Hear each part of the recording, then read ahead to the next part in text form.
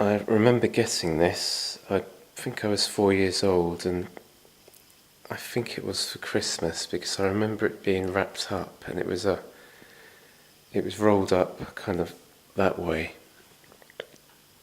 And at the time, it was standing upright, and it was at the time it was taller than I was, and I hadn't got a clue what it was, and I just remember unwrapping it vividly, and there it was. This kind of it's a playmat. You put your toy cars on it, and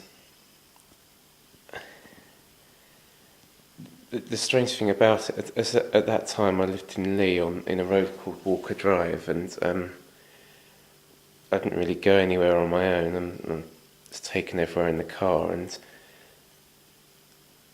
I had a very sketchy sort of idea of where everything was, and this almost became for me like a map of Southend. Like, here's the school, and it kind of looked a bit similar to Wesley School, where I eventually went when I was a little bit older.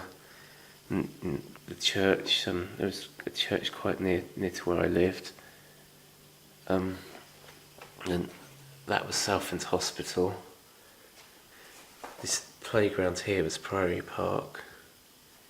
So this almost became like a map of the place where I lived for me, even though it wasn't accurate. It was, that's what it was. Oh, this fire station here, it looked very much like the building where I used to go to play school, so I always used to think of it as play school, even though it is a fire station.